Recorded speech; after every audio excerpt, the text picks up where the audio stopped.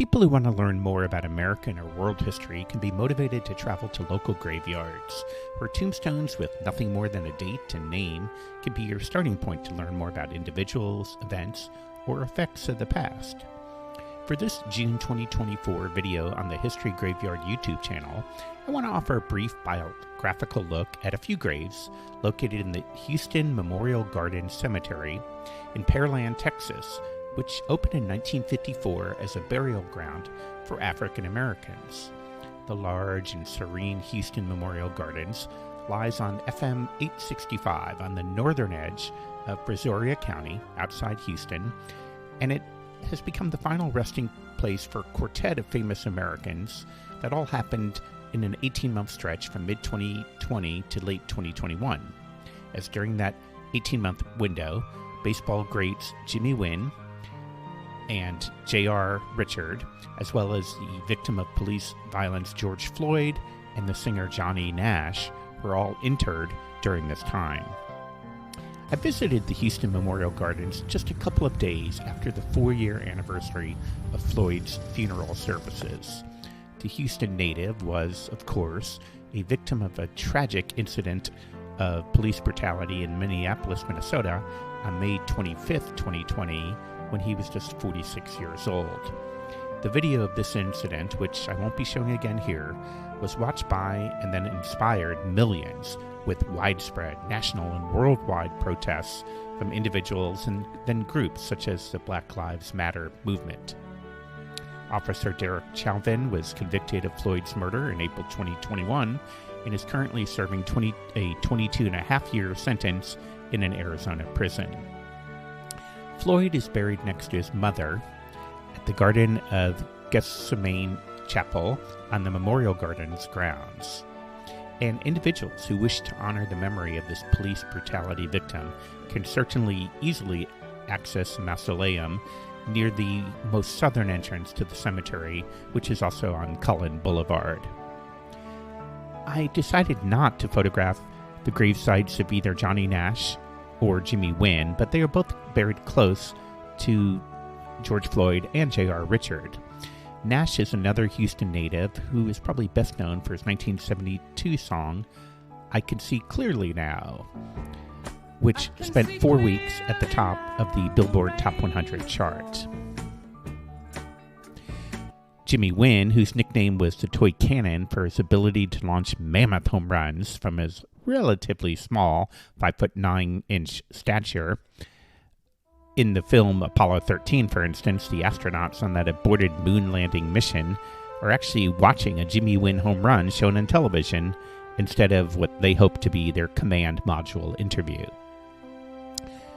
Well, my objectives in these history graveyard videos will be to profile one individual per graveyard that I am able to visit. And for this video, I would like to showcase the great pitcher J.R. Richard. I wonder how many viewers of this video remember J.R. Richard. Baseball fans from the 1970s and early 1980s certainly do. An imposing figure on the mound, the 6'8" hard thrower was also well known for his wildness. He once drew 6 wild pitches in the same game.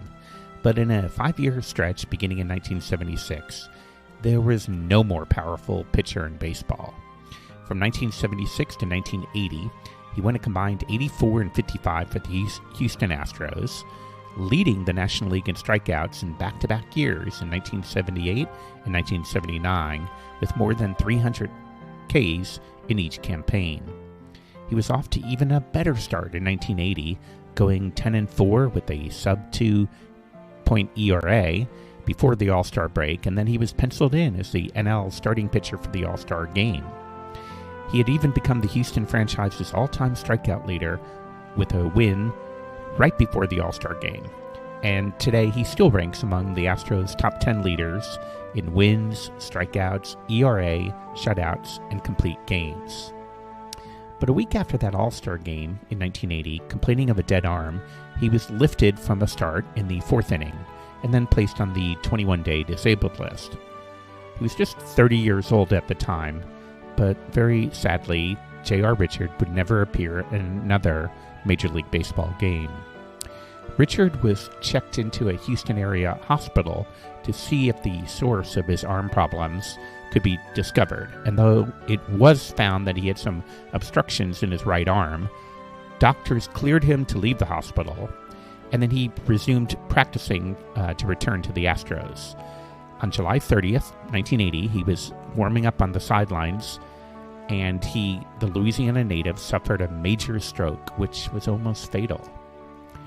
Richard was out for the rest of that season, but he would attempt pro baseball comebacks in future years, and despite some minor league and spring training appearances, he was never able to continue his baseball career. His post-baseball life was equally tragic, as poor business investments and a pair of divorces helped drive him into homelessness. And by 1995, he was destitute and living on the streets under a Houston highway. He was able to become an ordained minister later in his life and worked with Houston area children as a baseball coach. A low-budget movie was made about his life in 2005, and in 2015, a biography co-authored by Richard entitled Still Throwing Heat, Strikeouts, the Streets, and a Second Chance appeared in bookstores.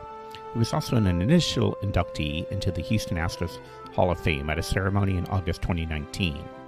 But his health continued to decline, and on August 4th, 2021, Richard died, with complications from COVID being listed as one of the causes of his death. His tombstone at Houston Memorial Gardens bears these words: "Those we love don't go away. They walk beside us every day, unseen, unheard, but always near, still loved, still missed, and very dear." Here at History Graveyard, the goal is to help honor individuals who are no longer creating new memories, but who have left a legacy on this planet that needs to be remembered, and people who are still missed and very dear. J.R. Richard, Baseball Great, is a fitting introduction to this series of videos.